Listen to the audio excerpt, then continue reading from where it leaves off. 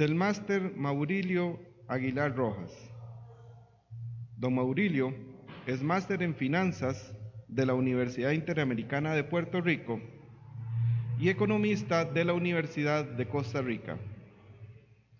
Ha realizado estudios en la Universidad de los Andes en Colombia, así como en el INCAE y el Instituto de Estudios Superiores del Tecnológico de Monterrey, México, en áreas de finanzas avanzadas, gerencia y administración de riesgo. Además, ha participado en pasantías en bancos e instituciones de primer orden a nivel internacional en Canadá, Estados Unidos, México y Chile. Su experiencia laboral la ha acumulado desempeñando diferentes cargos ejecutivos y asesores, tanto en la empresa privada como en la pública, en temas como economía, finanzas, gestión de riesgos, comercio internacional, gestión corporativa, pequeña y mediana empresa. Entre los principales puestos ocupados por el señor Aguilar destacan subdirector ejecutivo de la Cámara de Industrias de Costa Rica, asesor económico del ministro de Economía de Costa Rica, consultor económico de las Naciones Unidas para el Desarrollo Industrial, ONUDI, subgerente general de Plásticos Modernos, subdirector ejecutivo de la Unión de Cámaras, director ejecutivo del Movimiento Solidarista Costarricense, director corporativo de riesgos del Banco Popular, director de gestión corporativa del Banco Popular, puesto que ocupa en actualidad. Sin más preámbulos, los dejo en compañía de don Maurilio. Buenos días. Esperemos que no estemos muy desmotivados con la pérdida de ayer contra Sudáfrica. No jugamos muy bien. Esperemos que juguemos mejor ya en el segmento económico.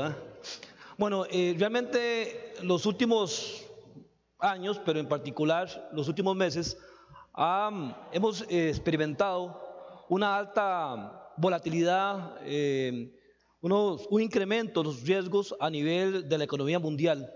Y es claro que por el alto grado de dependencia que tiene nuestro país con respecto al comportamiento del resto de las economías, pues es importante analizar cómo nos puede afectar. Esta charla de hora y media pretende responder las siguientes preguntas. Primero, ¿qué está pasando con la economía mundial? ¿Qué factores explican esos cambios, si son de naturaleza coyuntural o si son de naturaleza estructural? Estamos observando también un fenómeno muy particular en esta época, y es con respecto a la forma en que se están comportando lo que llamamos en economía los macroprecios. Nos referimos a los tipos de cambio, nos referimos a la inflación, nos referimos a las tasas de interés, que han tenido un comportamiento muy estable, incluso más aún, con una tendencia decreciente. Y aquí el tema es, bueno, ¿cuánto más van a manifestar ese comportamiento? Excepto con las monedas, ¿sabes? Las monedas más bien, en el caso del dólar, como vamos a observar, se ha venido apreciando, mientras que la mayoría de las monedas del mundo se están devaluando. El otro elemento importante dentro del contexto es el segmento petróleo, sector petróleo, y ahí tenemos elementos tanto de oferta como de demanda, así como factores de tipo políticos en el comportamiento de ese macroprecio. Referencia especial, en particular, por lo que sucedió de la semana del 17 al 26 de agosto, con la caída de las bolsas de China, las bolsas de distintas provincias de China, y el impacto que eso derivó en el resto de las bolsas, digamos, tanto en Nueva York como en Europa, Japón. Entonces, poquito explicar esa situación, y quizás la preocupación, digamos, que algunos han ahí manifestado es esta caída en el valor de los activos financieros, en las acciones, asociado, digamos, con una caída en el crecimiento mundial, podría estar dando cabida a un retorno de una situación similar que vivió el mundo en el 2007-2008 con la crisis financiera, especialmente por lo que vamos a explicar ahora de lo que está pasando en China. Voy a dedicar una parte importante de la charla a hablar de China, por razones obvias. Es la segunda economía del mundo, representa el 13% del Producto Interno Bruto Mundial, es decir, de la producción total del globo, el 13% lo genera China, y explica el 30%, una tercera parte del crecimiento mundial, así que es significativa. Y además, bueno, el tema, digamos, de los flujos de capital que también se han producido de China hacia otras regiones, América Latina y otros. Entonces trataremos en esta charla de explicar qué provocó esa caída en las bolsas. Ya tienden a estabilizarse. Sin embargo, agosto y septiembre fueron bastante volátiles en cuanto al comportamiento de las bolsas, no solamente en China, sino en el resto del mundo. Claro, matizado también por otros eventos, el tema de Volkswagen, digamos que se descubre que alteraron los análisis de emisión de gases y eso afectó el precio de las acciones de esa transnacional. Y finalmente nos interesa todo esto, cómo afecta a Costa Rica, que es la última parte y espero que nos dé chance de explicar.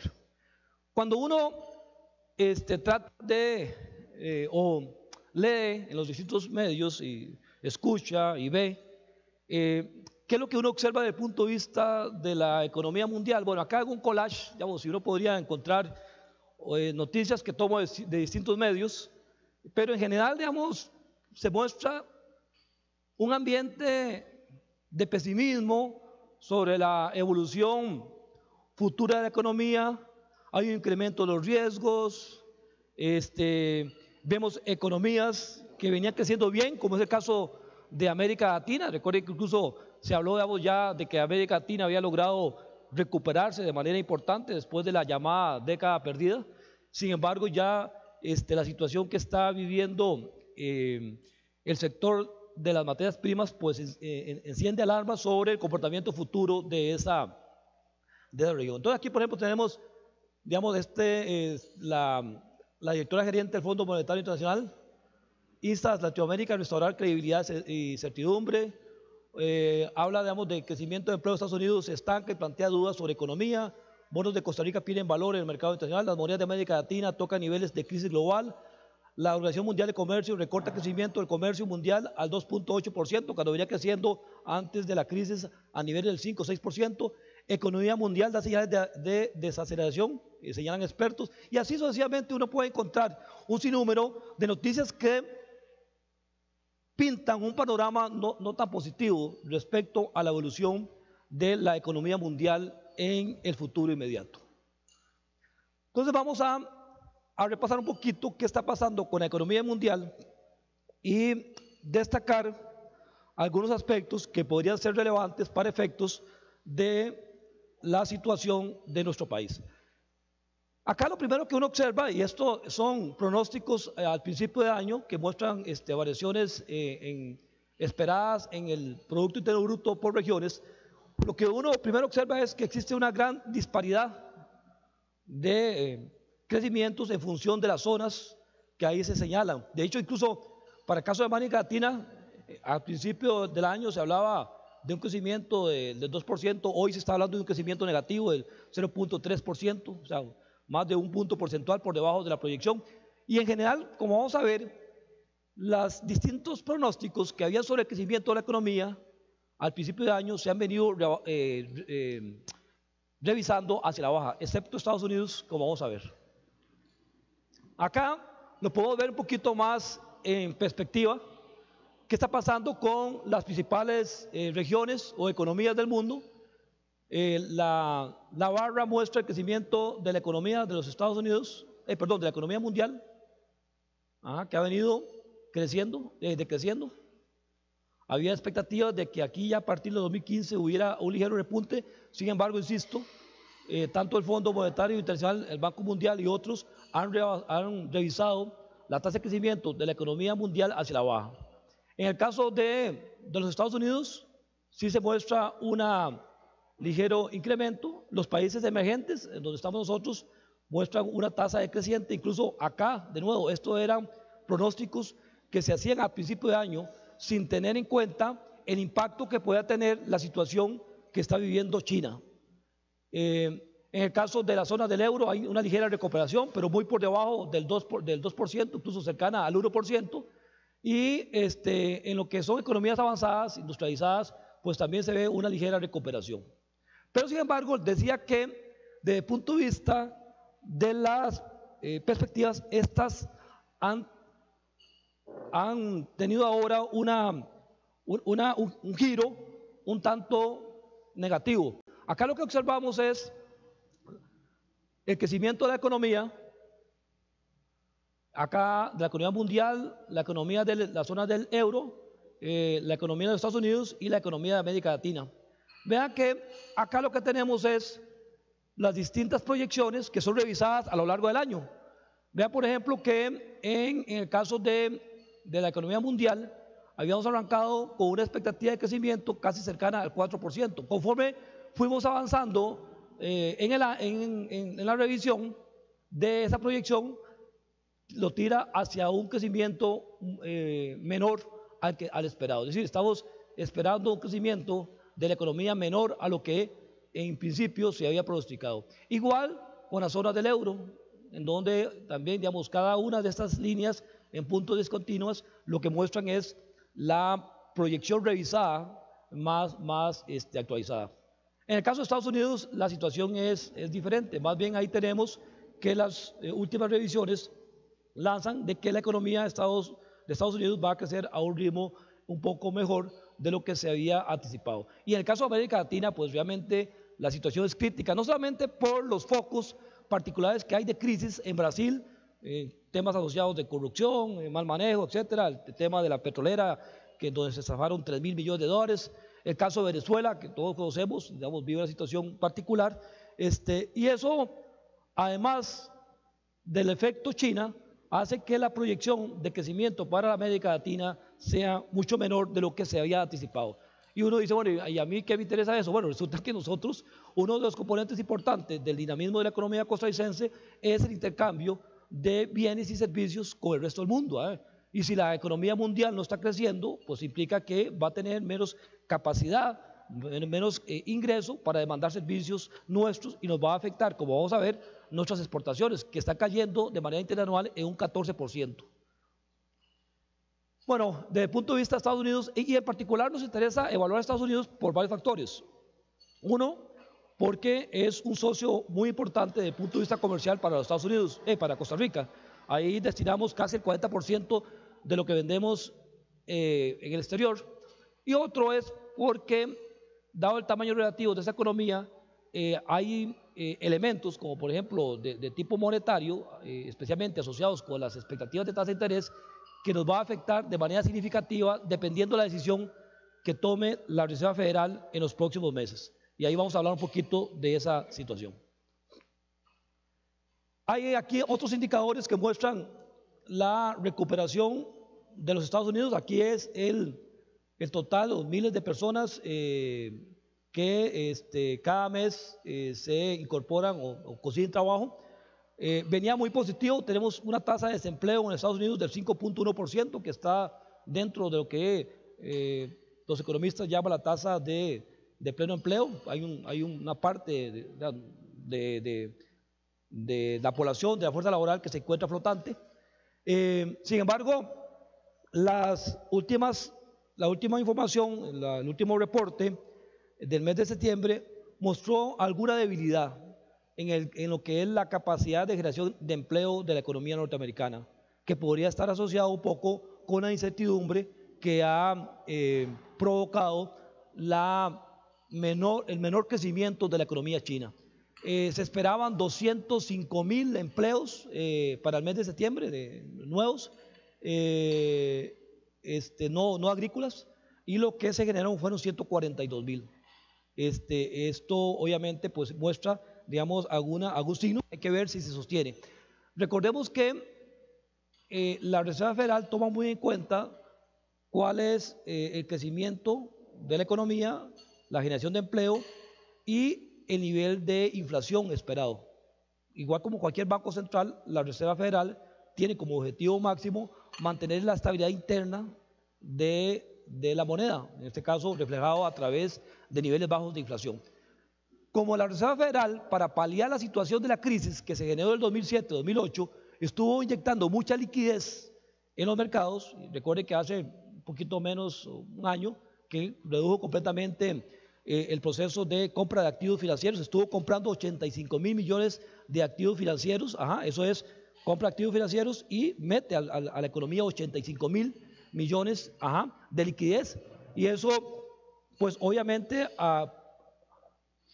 había propiciado que las tasas de interés se mantuvieran relativamente bajas.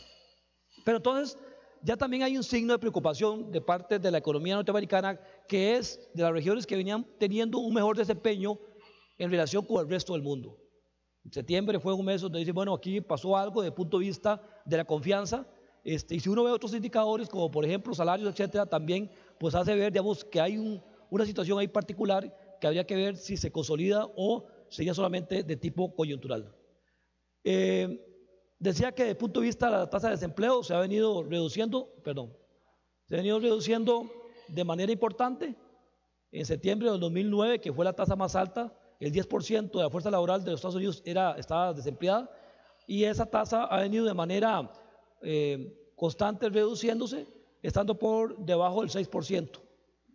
Y la otra variable que explicaba es el comportamiento de la inflación. La Reserva Federal tiene como meta una inflación del 2%, y la inflación que hemos venido observando en la economía norteamericana ha estado pegada al cero, ha sido una inflación muy baja. Entonces, por ahí le ha dado espacio a la Reserva Federal para que no ajuste las tasas de interés. Es claro que un ajuste en las tasas de interés de la Reserva Federal tendría un impacto muy importante en nuestra economía, y no solamente por la presión que estaría generando las tasas de interés locales, sino también por el impacto que podría tener sobre el tipo de cambio.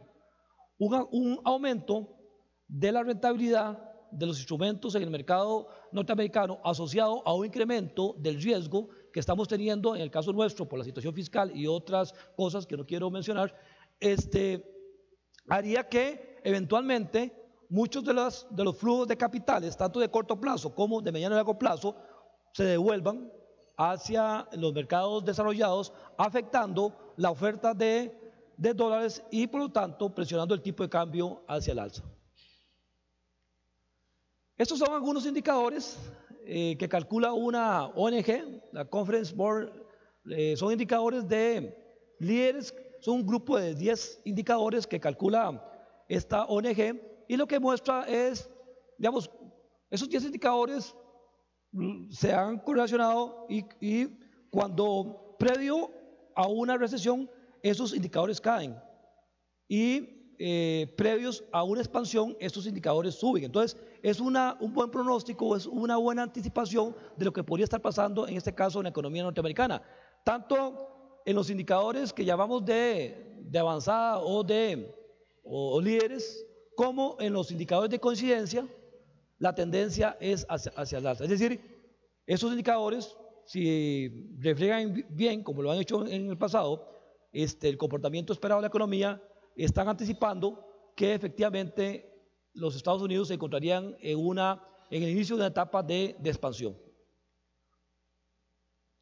Bueno, a nivel del resto del mundo, ¿qué está pasando desde el punto de vista del crecimiento? Aquí graficamos las tasas de crecimiento de Europa, Inglaterra, Estados Unidos y Japón, y vemos que, bueno, después de la crisis que tuvimos, en donde los crecimientos fueron muy bajos, se empezó a ver una recuperación, pero sin embargo todavía no logramos alcanzar los niveles de crecimiento que teníamos en la etapa o en los años previos a la crisis del 2007-2008. Es decir, toda la economía, a pesar de que ya han pasado 8 años, y a pesar de que los bancos centrales, no solamente en Estados Unidos, sino también en Japón, en Europa, inyectaron una cantidad importante de recursos para tratar de detener la caída y lograr la reactivación de la economía y mantener las tasas de interés bajas, como han estado históricamente Nunca hemos tenido un periodo tan largo de tasas bajas, sin embargo la reactivación económica no se ha presentado. Y esto es un reto importante desde el punto de vista de lo que se espera de la economía en los próximos 5 años, en donde vemos que hay elementos estructurales que estarían afectando la posibilidad de generar un crecimiento mayor. Vea, este gráfico me parece interesante porque muestra la alta correlación que tiene en el caso de los países de América Latina. Aquí estamos graficando Brasil, Colombia, México, Perú y China. Vea cómo el comportamiento, el crecimiento están altamente correlacionados. Es decir, cuando China crece, por el impacto que tiene y porque es un demandante de materias primas, le compra cobre a Chile, le compra petróleo a Venezuela, le compra productos agrícolas a Argentina. Entonces, cuando hay una mayor demanda provocada por un mayor crecimiento de China, eso hace que las economías de la región, altamente dependientes de las exportaciones de materias primas y por ende de los precios de materias primas, tengan un comportamiento muy acelerado. Pero veamos este gráfico. Acá lo que tenemos, por ejemplo, veamos Argentina. Argentina depende en un 76% de la exportación de materias primas. ¿Qué está pasando con el precio de las materias primas? Se han venido completamente a la baja. Ahora, la parte más importante dentro de, digamos, si nos vamos por tipo de commodities o por tipo de materias primas, en el caso de Argentina, el 60% casi es agricultura. Ahora, ¿dónde destina Argentina esas exportaciones? Un 7.7% lo destina a China. Y vean acá, ¿cuál es el impacto? El impacto de una caída de un 20% en el precio de materias primas. En el caso de Argentina, sobre la cuenta corriente, es un aumento en el déficit de cuenta corriente de casi un 10%. Mientras que desde el punto de vista del impacto de la producción es un impacto negativo de 2.3%. Pero veamos casos más críticos. Veamos el caso, por ejemplo, de Brasil. Brasil depende de sus exportaciones casi un 20%, un 18% de sus exportaciones, o bueno, incluso vea Chile, el 22% de las exportaciones van a China. Y vea el impacto que tiene en el déficit de cuenta corriente, una reducción de 20% en las ventas de materias primas, y vea el impacto que tiene sobre la producción. Entonces, realmente, el tema de China, y por eso es que lo vamos a abordar con cierto detalle, es importante. Primero porque también China, no solamente por el peso relativo que tiene China en la economía mundial, sino también porque hay cierta incertidumbre sobre si la información que se publica, primero que no se publicaba de manera muy periódica, se estaba publicando de manera trimestral, ahora a partir de este mes se publica de manera mensual. Entonces hay cierta inquietud si realmente la información que se deriva de las distintas fuentes de China es información que refleja la realidad de esa nación. Entonces, bueno, acá tenemos el Producto Interno Bruto de China y el índice del comportamiento de materias primas. Vea cómo prácticamente van a la par. Cuando uno sube, cuando el PIB de China sube el índice de materias primas. Cuando el PIB de China cae, y no es que está disminuyendo, lo que pasa es que China venía creciendo a tasa del 14%, y ahora hablar de 7% es muy bajo por el peso que tiene. Pero cuando China empieza a tener una tasa de crecimiento menor, vea cómo el precio de las materias primas cae. Y entonces los países que dependen mayoritariamente de los ingresos por la venta de materias primas se ven seriamente afectados. Ya lo vimos en la gráfica anterior, o sea, que es bastante elocuente, no solamente el peso relativo que tiene la exportación, sino la estructura en las exportaciones que representan los commodities y el efecto que tiene sobre las cuentas externas, así como en el crecimiento económico. Ahora, ¿cuáles son los elementos que podrían explicar esta situación de crecimiento de la economía mundial? Bueno, aquí, y más que en el corto plazo, que es importante, es hacia mediano plazo que se ventila. La presentación era mucho más amplia, en donde hacíamos análisis ya más de tipo econométrico, vamos, de qué se espera desde el punto de vista del crecimiento de la economía mundial. Pero bueno, en resumen, para efectos de la charla, acá lo que estamos viendo es que hay un cambio importante en la estructura de la pirámide poblacional, en donde hay un envejecimiento de la población en todas las regiones. Esta gente ya no produce.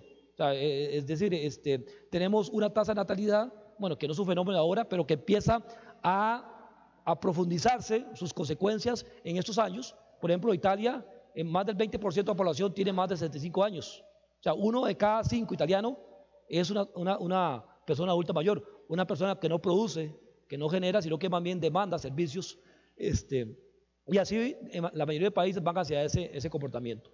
Entonces, ahí hay un elemento estructural, porque recordemos que la producción se genera a través de capital, a través de los recursos naturales que llamamos tierra y a través de la mano de obra. Y después podemos hablar de la calidad de esos factores de producción. Pero un factor importante es el recurso humano, y estamos teniendo proporcionalmente una menor participación de la población en lo que es la fuerza laboral. Hay también un aumento, que es el otro componente del crecimiento de la economía, que es el capital. Igual hay un lento aumento del crecimiento de capital conforme el producto de inversión se recupera de la crisis, o sea, no va en la misma proporción. Y si bien hay algunos avances importantes de tecnología, no son suficientes para paliar el impacto que tiene los otros dos factores de la producción, como es tierra, capital y mano de obra. Igual, digamos, observamos situaciones estructurales desde el punto de vista de las economías emergentes, incluyendo Costa Rica, en donde tampoco es ajeno de los cambios en la estructura demográfica. Hay una contracción de la inversión, hay un menor aumento de productividad y existe una alta dependencia del comportamiento de las economías desarrolladas para lograr un crecimiento sostenido. Entonces, realmente las expectativas que se tienen sobre el crecimiento de la economía mundial en este quinquenio 2016-2020 pues son bastante moderadas o pesimistas. Ok, hablé un poquito de las materias primas, que ha sido un tema que tiene sus pros y sus contras.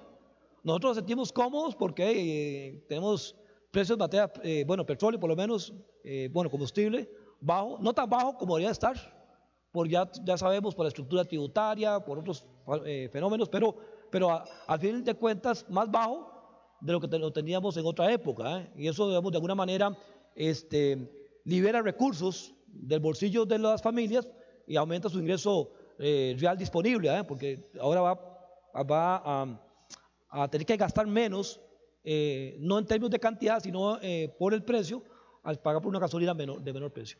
Vemos que en esta situación de la dinámica de la economía mundial, la caída de las materias primas ha jugado un factor fundamental. Aquí ilustro algunos de Bloomberg, algunos gráficos en los cuales vemos el comportamiento del precio del petróleo, el oro, el platino, igual, digamos, si uno los productos alimenticios, en general, todos han mostrado una reducción muy fuerte y muy prolongada. Y esto, pues, ha tenido consecuencias importantes sobre el ingreso de aquellas economías que dependen de la exportación de esos productos. El caso de Venezuela de petróleo, el caso de México de petróleo, el caso de Chile de cobre, etcétera, etcétera. Entonces, todos han caído y tienen efectos sobre la presión de precios internacional y por ende sobre las inflaciones de los distintos países. En el caso nuestro, eso ha sido un elemento que ha ayudado a que la inflación hoy tenga una variación negativa. Tenemos y esta situación se provoca por una menor demanda. En algunos casos existe una sobreproducción de ese tipo de commodities y otros aspectos ya ligados al comercio, al mercado. Bueno, esto es un poquito para ilustrar, digamos, veamos cómo en el caso del petróleo estábamos en enero, estaba hablando 13, 14, 2 años y medio, estábamos en los $95 el barril. Hoy estamos en 50, digamos, eso no está actualizado, estamos en 50, ha llegado a estar alrededor de los 40, 42, 44, y ahí la gran incertidumbre hasta dónde va a llegar y en qué momento se va a recuperar. Y algunos ahí depende visualizan que pasará algún tiempo para que el precio del petróleo se recupere. Incluso algunos visualizan de que podría caer más, y algunos expertos, analistas, hablan de ver el barril alrededor de los 20, 25 dólares el barril. Igual, digamos, el tema de las materias primas, aquí lo que se refleja es el índice de materias primas, que estábamos también hace 2 años y medio, un índice que estaba cercano al 115, hoy estamos en 185, y hoy estamos en un índice que está cercano a 142. Entonces hay una caída importante, y eso es importante, como repito, tiene efectos positivos y negativos. En el caso de Costa Rica tiene efectos positivos desde el punto de vista de la cuenta comercial. O sea, las importaciones el año pasado, bueno, lo que llevamos hasta agosto han caído un 30%. La factura petrolera, o sea, lo que es la compra de combustible y lubricantes, se ha reducido un 27%. O sea, eso es ahorro, o sea, es menos salida de divisas. Eso mejora la posición de la cuenta corriente, y por lo tanto implica que el país requiere menos ahorro externo para financiar los faltantes en la balanza de pagos. Bueno, el precio del petróleo, vea que en el caso del precio del petróleo, lo que tenemos, hay elementos de demanda y oferta que explican ese comportamiento en el precio. Igual, digamos, podríamos tener una charla mucho más amplia para detallar, digamos, qué está pasando con el mercado petrolero, pero esa no se alcanza la charla, y tengo 1 hora y media, pero algunos aspectos importantes a destacar. Vea que en los últimos trimestres, estamos acá graficando el tercer trimestre de 2012 hasta el segundo trimestre de 2015, tenemos la oferta de la gris, y tenemos la demanda. ¿Qué observamos? Observamos cómo a partir del último trimestre del año 2013, la oferta supera a la demanda. Y cuando la oferta es mayor que la demanda, ¿qué pasa con los precios? Cuando tengo un montón de naranjas que tengo en el mercado y necesito venderlas, pues el precio cae. Entonces hay un tema de sobreoferta en el caso de este bien. Igual hay elementos, inciden aspectos tecnológicos. En el caso de los Estados Unidos, la extracción, digamos, de zonas más complicadas para extraer el petróleo, se mejoró la tecnología. Eso hace que se haya incrementado la posibilidad que autorice a Estados Unidos a exportar petróleo. Ustedes saben que Estados Unidos por ley no puede exportar petróleo. Sin embargo, eso es una expectativa. Hay elementos políticos, pero de nuevo, lo cierto es que hoy tenemos en el corto plazo, o por lo menos lo que visualizan algunos, es que en los próximos 1 o 2 años no se vean ajustes importantes en el precio del petróleo. Entonces, ¿qué esperar del petróleo? Nosotros, bueno, acá hay un efecto que sí ha tenido el petróleo negativo en la parte de las inversiones de algunos operadores en el mercado local.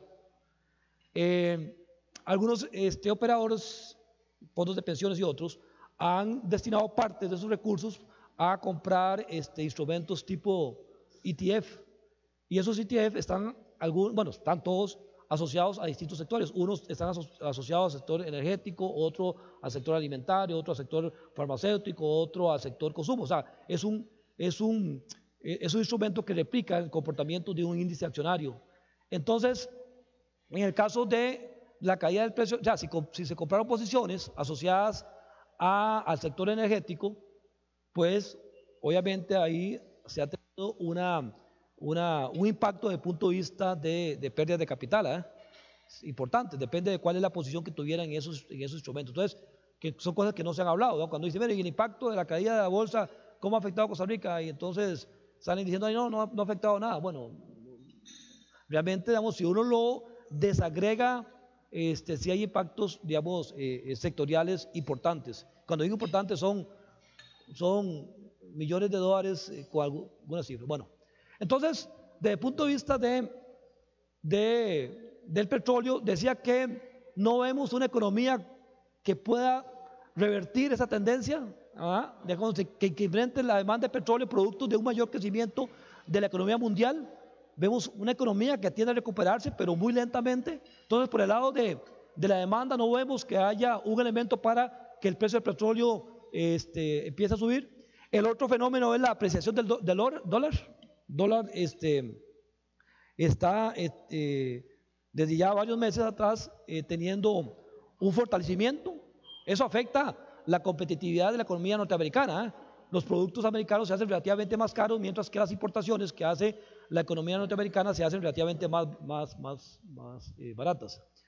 El otro fenómeno es que tiene que ver con las caídas, las expectativas sobre el mercado petrolero, producto de la coyuntura ya a nivel sectorial. O sea, los sectores no visualizan, digamos, un ajuste en el precio, ya como un comportamiento de los agentes económicos, y un sector empresarial de Estados Unidos con una dinámica limitada, consecuencia de la pérdida de competitividad que va asociado, entre otros, a la apreciación del dólar, pero también a aspectos tecnológicos. Bueno, a nivel global, otro elemento y que también está asociado con el comportamiento del precio o la caída de los precios de las materias primas es lo que está pasando con la inflación. La inflación es la preocupación básica de los bancos centrales en el mundo, incluso por encima del crecimiento de la economía. Si ustedes leen el artículo 2 de la ley orgánica del Banco Central de Costa Rica, dice que el objetivo principal es mantener la estabilidad interna y externa de la moneda local. O sea, entonces fundamentalmente el Banco Central tiene como objetivo mantener la inflación baja para no afectar el poder adquisitivo de las familias y mantener la estabilidad del tipo de cambio. Y como elementos ya secundarios, el crecimiento económico. De hecho, había una reforma, un proyecto de ley en la Asamblea Legislativa en la cual querían darle el mismo nivel de prioridad al crecimiento económico y a la estabilidad económica, reflejada en el comportamiento de inflación. Bueno, decía que dentro de lo que hemos observado también y que tiene en alguna medida explicación por el comportamiento en el precio de materias primas, es la caída que se han experimentado los distintos índices de inflación en las distintas regiones. Aquí graficamos el caso de Estados Unidos y Europa, y aquí Estados Unidos nada más que en uno se excluyen alimentos y energía, que ha tenido digamos una caída fuerte. Vea que si excluimos del índice de precios al consumidor de los Estados Unidos, si excluimos alimentos y energía, que como ya vimos ha tenido una caída muy fuerte, la inflación se estaría ubicando alrededor del 2%, pero ya el índice general ha mostrado un crecimiento prácticamente nulo. Bueno, el otro elemento que observamos a nivel mundial es la apreciación del dólar, que igual ha llevado que la mayoría de las monedas de los países se hayan devaluado, excepto el colón. O sea, nosotros mantenemos una posición, digamos, en donde estamos fortaleciendo el colón, mientras que todas las demás monedas han tenido devaluaciones fuertes. Por ejemplo, en el caso del peso colombiano se ha devaluado 30%, el peso mexicano un 17%, y ahora vamos a ver un poco ese comportamiento. Entonces es un tema, y dentro de las monedas que se han devaluado y que generó ese pánico en el mes de agosto pasado fue el yuan chino, que después más bien de tener niveles de apreciación sostenidos, empieza a tener una devaluación. Y eso generó mucha incertidumbre y generó pánico por el peso relativo que tiene esa economía en la actividad mundial. El otro elemento que observamos es un incremento en lo que es riesgo país. Hay una aversión al riesgo. Los tenedores de activos exigen una prima mayor del riesgo para tener sus recursos en las economías emergentes, llámese Costa Rica, América Latina, etcétera. Y entonces vemos cómo el diferencial exigido para cada uno de los instrumentos con respecto a los bonos de los Estados Unidos se incrementa. Viene incrementándose. Aquí tenemos, en el caso, el azul es América Latina, Asia, Europa, y aquí tenemos Costa Rica. Entonces vemos que el diferencial exigido por el mercado sobre los bonos de tesoro de los Estados Unidos se ha incrementado, pero esto ha sido una tendencia del mercado general que se prepara para una transición. La transición está asociada con una reversión en la política monetaria de los Estados Unidos.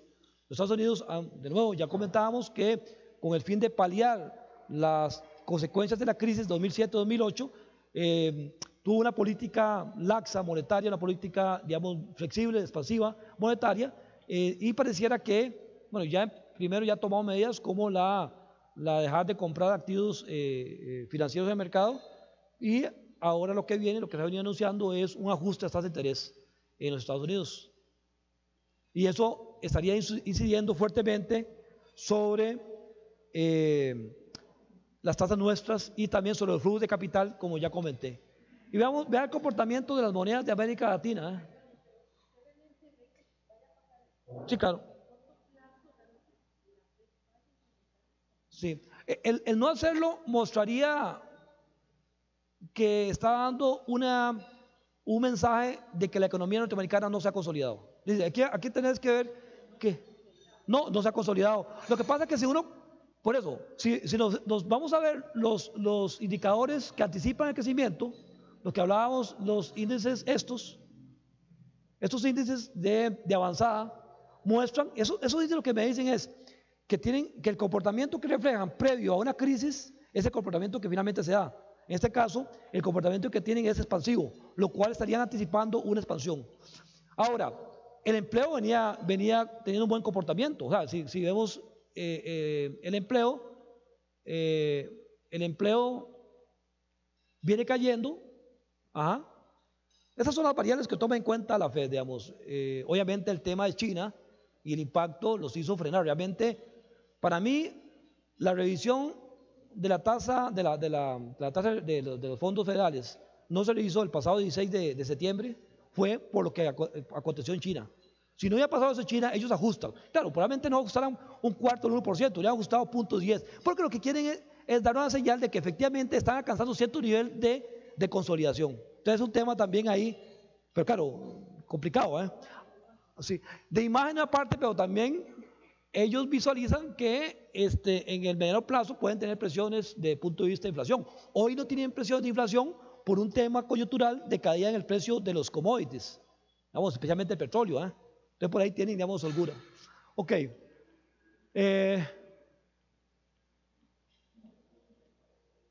Entonces decía que desde el punto de vista de las devaluaciones también tenemos una situación en donde la mayoría de los países han tenido devaluaciones fuertes. Bueno, acá lo podemos ver de manera más ilustrativa y comparada con Costa Rica. Vea, Costa Rica se mantiene, este es un índice, se mantiene prácticamente incluso con ligera apreciación, mientras que todas las monedas pegan brincos importantes.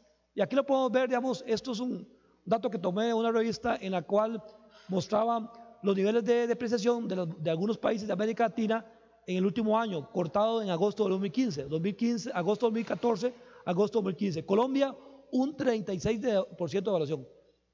¿Cuánto llegaríamos nosotros con una devaluación del 36%? A ver, ¿quién es rápido de hacer cálculo?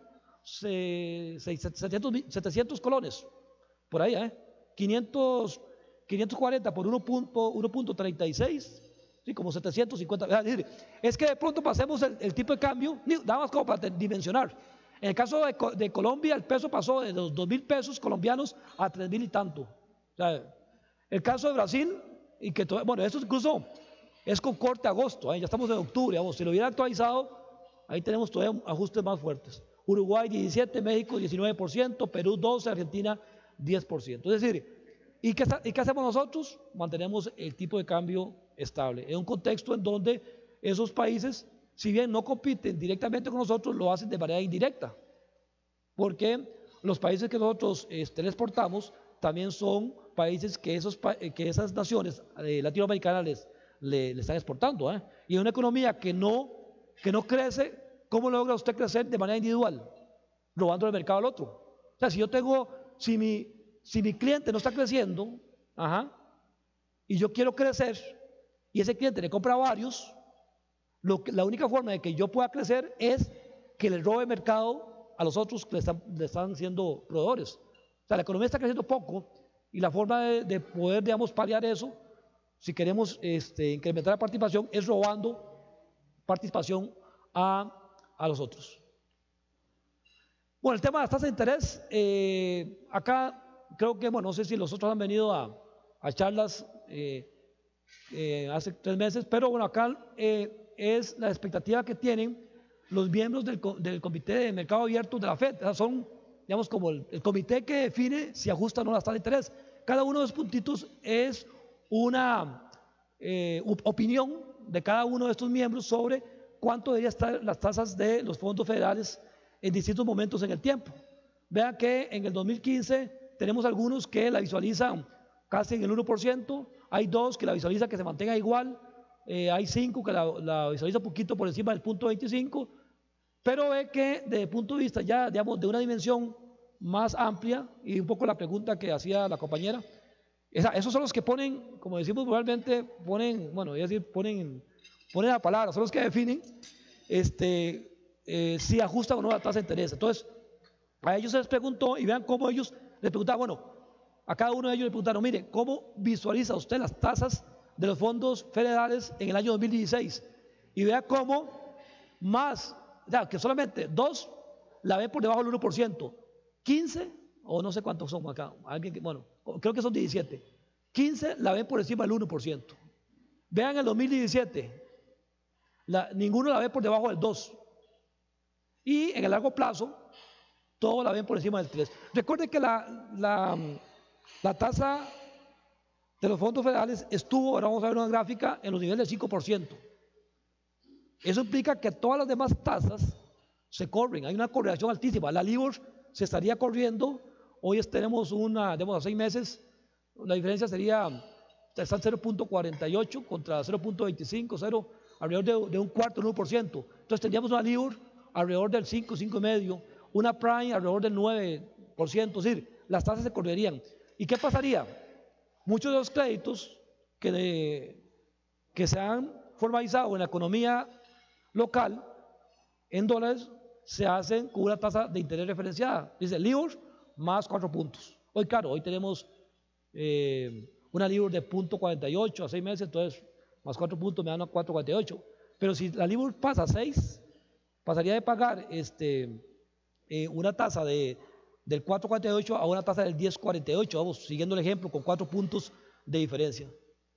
Entonces, lo que es cierto pareciera, es que lo que sí es cierto es que estamos más cerca, cada vez estamos más cerca de que se ajuste la tasa de interés en los mercados de Estados Unidos.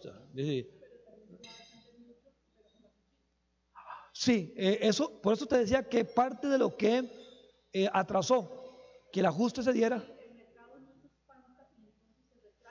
Sí, hay un tema de pánico que ahora vamos a ver, asociado con China. Pero vean, aquí lo que quería ilustrarles, vean el comportamiento de la tasa de los fondos federales. Vea cómo en el 2004 estaba alrededor del 1% y se empezó a hacer ajustes del un cuarto del 1% hasta llegar a una tasa del 5%, por ahí vamos. Después, bueno, con la situación después de la crisis, o como elemento para contrarrestar los efectos de la crisis, se vino cayendo, y vea cómo se ha mantenido históricamente. Y si yo alargara esto, no encuentro un periodo tan largo en donde la tasa se ha tenido tan baja y por tanto tiempo en ese nivel. Vea que es una línea recta. Ajá. Entonces, lo que uno esperaría es que hubiera algún tipo de ajuste gradual, y probablemente mucho más gradual. Tal vez no serían ajustes de 0.25%, sino ajustes de 0.10, 0.15. Pero yo creo, de nuevo, bueno, yo creo, o por lo menos estamos anticipando de que va a haber un ajuste, si no ahora, a final de año, en el primer trimestre del 2016. Claro, hace un año también decía lo mismo, de que para el 2015, pero lo cierto es que cada vez estamos más cerca. Bueno, acá ya los mercados, otro elemento es que los mercados ya vienen ajustando.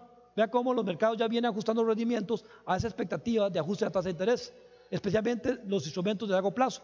Aquí tenemos los bonos del Tesoro a 10 años, a 5 años y a 30 años de largo plazo. Vea cómo después de que venían con rendimientos ya empiezan a corregir, digamos, hay una expectativa de ajuste de tasa de interés que ya están corrigiendo los mercados. Ah, no, sí, claro.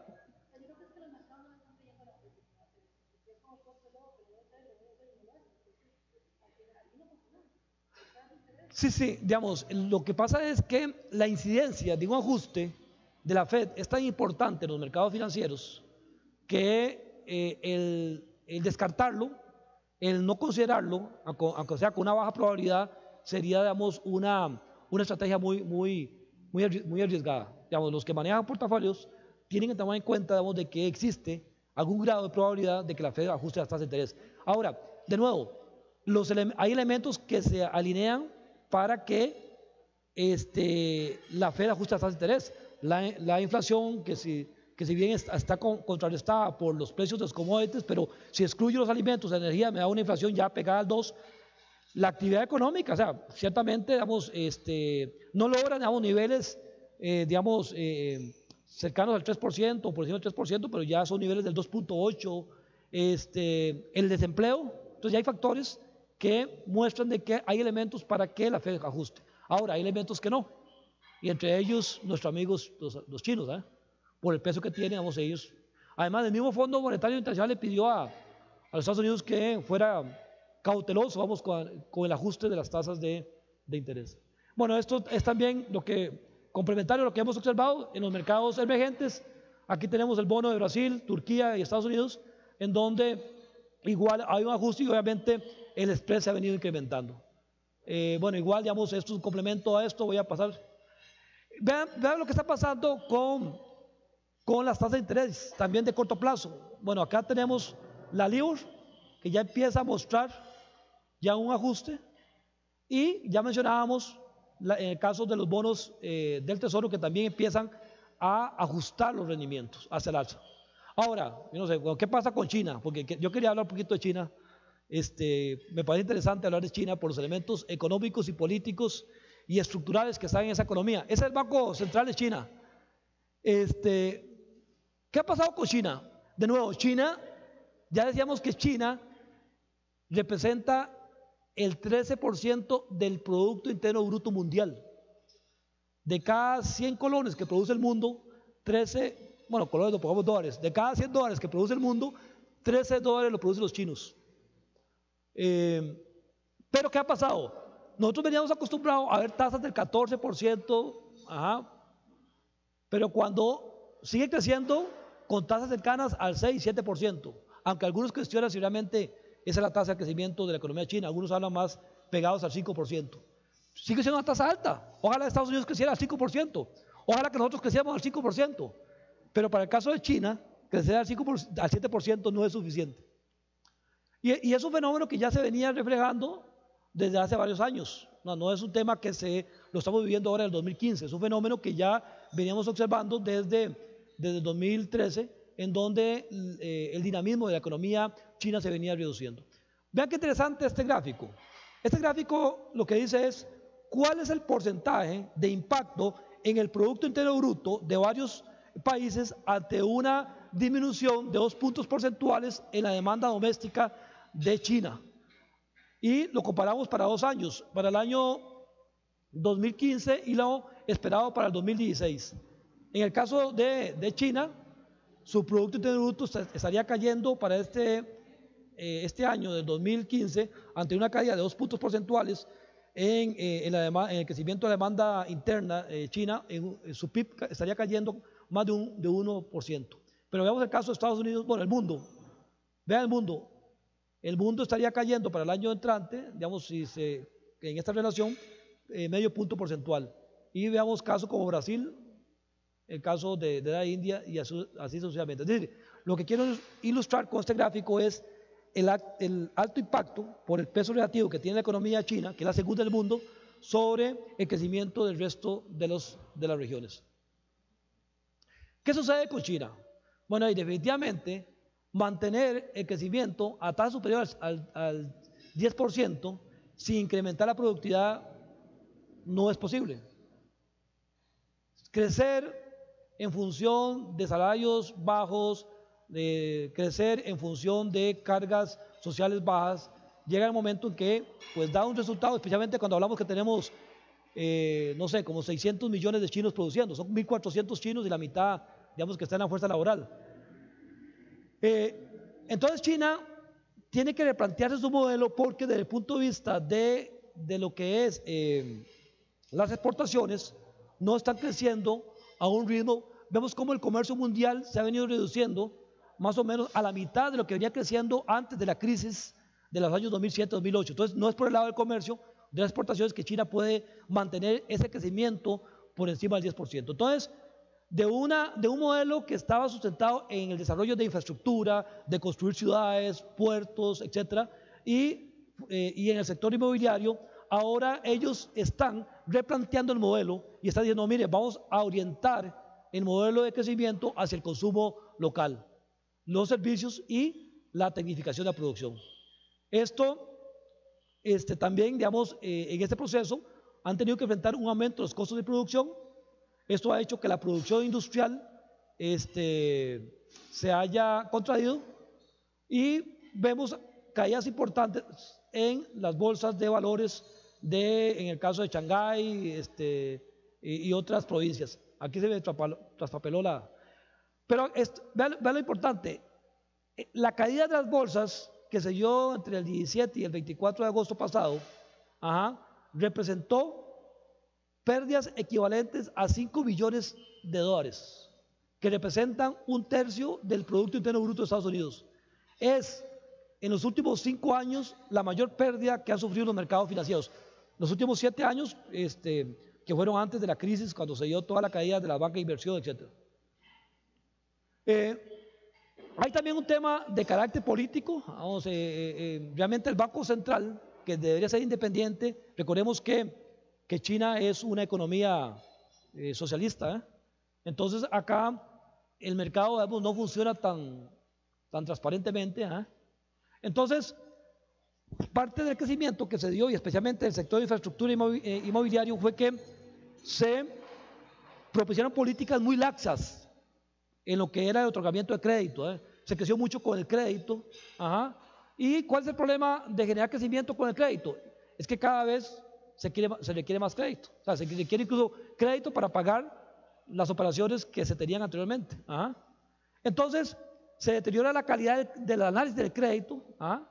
Y entonces ya, como hay un esquema que no es de mercado, los análisis de crédito no responden a una situación de rentabilidad-riesgo, sino que responden a un interés social, digamos, o político.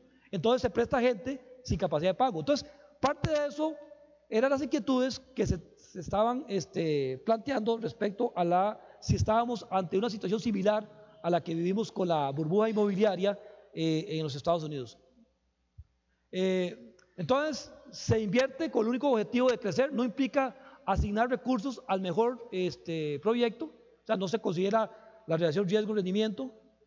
Gobierno, por aumentar crecimiento y empleo, construye grandes elefantes blancos, ciudades fantasmas e infraestructura redundante. Es decir, no importa, hagamos esto porque damos empleo, creamos ingresos, aunque desde el punto de vista del valor agregado a la competitividad y la productividad no sea, digamos, mucho. Y vean este dato. Este es el impacto marginal de cada unidad de crédito que tiene sobre el PIB. Vea que en el 2007, cada yuan que se prestaba como crédito generaba un impacto de 85 centavos o un 83% de ese yuan en el PIB. O sea, generaba un impacto directo del PIB. ¿Qué está pasando en el 2013? Cada yuan que se presta está generando solamente un 17%, o sea, 17 centavos al PIB.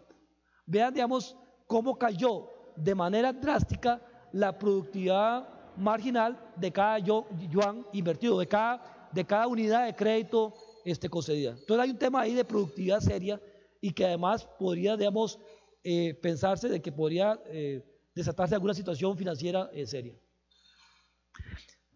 Hay un fenómeno asociado con el tema y no sé por qué se me corrió bueno, muchas economías emergentes, ante ese fuerte crecimiento que tenía la economía china, empezó a nivel individual y a nivel agregado a incrementar su escala de producción, favorecido por tasas de interés muy bajas. Ya las tasas de interés son históricamente bajas, digamos, entonces tasas de interés bajas, una demanda fuerte de China, y para satisfacer esa demanda, entonces lo que se hizo fue incrementar capacidad instalada.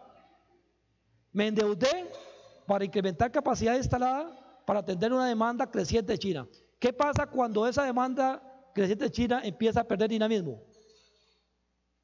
No quedo endeudado, no genero los ingresos suficientes porque no logro vender y utilizar mi capacidad instalada, empiezo a tener capacidad instalada desaprovechada. Entonces, esta mayor capacidad subutilizada, pues genera una reacción de parte de los agentes económicos, de las empresas. Entonces, con el fin de utilizar esa capacidad instalada y poder atender las deudas, las empresas hicieron grandes inversiones, se endeudaron para poder abastecer ese crecimiento de la demanda. Entonces, ahora que tiene una menor demanda, empiezan a tener problemas en su flujo. Entonces, empiezan a vender, no importa como sea, aunque sea con pérdidas, o que le permita generar el flujo para atender las obligaciones financieras. ¿Y eso finalmente qué va a llevar? Bueno, a nivel individual va a llevar que algunos competidores no van a aguantar el tren. Es decir, y entonces cuando ya desaparezcan algunos competidores del mercado, entonces ya sí hay un balance entre la oferta o la capacidad instalada de los que quedan y la demanda de mercado que pueda generar China. No sé si me explico. El tema aquí es que hay un sobreendeudamiento, no solamente de la economía china, no solamente de la economía norteamericana, no solamente de la economía tica, sino del mundo. O sea, hay un sobreendeudamiento y en algunos de los casos fueron asociados fundamentalmente a una dinámica muy positiva que estaba reflejando la economía china. Entonces yo me preparé para atender esa demanda que de pronto empieza a caer. Y otro tema, bueno, decíamos que parte de la estrategia de la economía china es orientar el modelo hacia el consumo doméstico. Pues sin embargo, vea las relaciones que representa el consumo como porcentaje del PIB en distintas regiones. Vea, China representa y viene cayendo un 30%, mientras que Estados Unidos el consumo representa un 80% del PIB. O sea, eso es un tema también importante que también tiene que ver con temas culturales, digamos, la proporción de ahorro chino por cada ingreso es mucho mayor que en otras latitudes. Pero bueno, es un tema que es un reto para la economía china. Es una economía en donde de cada ingreso que genera cada yuan que genera de ingreso, lo destina más al ahorro que al consumo. Y aquí el tema es cómo incentivo a esos chinitos a que consumen para que me generen una reactivación de la economía. Bueno, aquí esto tiene que, no sé cómo estamos de tiempo. Media hora. Bueno, ok. Bueno, voy a pasar un poco rápido para ubicarnos en Costa Rica. Acá un tema, vea la evolución de la proporción del precio de viviendas como parte del ingreso anual de las familias para varias ciudades. ¿Cuánto representa el precio, el costo de la vivienda como parte del ingreso de las familias en distintas ciudades? Singapur, Wellington, aquí tenemos Los Ángeles, Nueva York, y vean quiénes llevan la batuta. Shenzhen, Shanghái y Beijing. Vean lo que, entonces ahí lo que también se estaba visualizando por parte de los analistas, o se está visualizando, es que podría estar surgiendo, además de la burbuja en activos financieros que se dio en la bolsa, que después se desplomó, porque los activos financieros crecieron un 200% de junio de 2014 a junio de 2015. Los activos financieros en las bolsas de China se apreciaron de manera significativa. O sea, hubo una burbuja que después se desinfló ahora a mediados de agosto. Entonces, claro, eso de todas maneras generó un gran pánico en el resto de las bolsas. Pero, ¿qué opinan de eso? ¿Qué opinan, de que en temas relativos la relación entre, por ejemplo, el costo de la vivienda como porcentaje del ingreso familiar en Nueva York sea casi una cuarta parte de lo que es en Beijing? Es un tema y viene creciendo. Entonces, un tema ahí a visualizar es, ¿existirá una burbuja inmobiliaria también asociada a la burbuja que se generó en los activos financieros? Bueno, después ya tuvimos la situación de caída en los precios de las distintas bolsas de Shanghái. Aquí también eso afectó también las bolsas de otros mercados, en este caso el Standard & Poor's 500, igual el Dow Jones, etc. Voy a pasar esto rápido. Un tema que tal vez llama la atención es que contrario a la situación que estábamos antes de la crisis del 2007-2008, es que los países estamos más relativamente blindados, especialmente desde el punto de vista de reservas monetarias. En el caso de Costa Rica tenemos más de 8.000 millones de dólares en reservas, igual, digamos, países como China, pero en general si uno va y revisa los balances de los bancos centrales de América Latina y otros países, realmente tiene una posición muy sólida en reservas. Eso creo que nos permite visualizar que ante un shock externo, producto de un ajuste de tasa de interés, el impacto de una salida de capitales no sería tan dramático como lo sería en una condición en donde la posición de reserva monetaria fuera más débil. Entonces, lo que estoy diciendo es que tenemos ciertos grados de libertad para poder contrarrestar los efectos de un choque externo provocado, digamos, por ajustes a la tasa de interés. Pero hoy estaba leyendo, o ayer, de que en septiembre, que ahora sí están publicando las cifras de manera mensual, a partir de septiembre, el Banco Central chino perdió en reservas 43.000 millones de dólares. Y entonces uno dice, bueno, cuando el río suena, piedras trae, ¿eh? Sí, o sea, ahí hay un tema, claro, lo que pasa es que ellos tienen 3 bueno, quedan como en 3.5 billones de reservas, ¿sabes? Es una posición, pero bueno, pero sí se está observando una caída en el nivel de reservas, que fue parte de las acciones que hizo el Banco Central chino al devaluar, para tratar de contrarrestar esa merma en la reserva. Pero ahí hay un tema también que hay que prestar atención, y el tema no es trivial. El tema de China, digamos, tiene una serie de aristas que hay que prestar atención por el impacto que puede tener en la economía mundial y de rebote en Costa Rica. Bueno, aquí algunas, ahí de todas maneras la vamos a hacer llegar a la presentación, pero aquí algunos datos de la bolsa china que voy a pasar rápidamente, ahí ustedes para que se puedan tenerlo como referencia.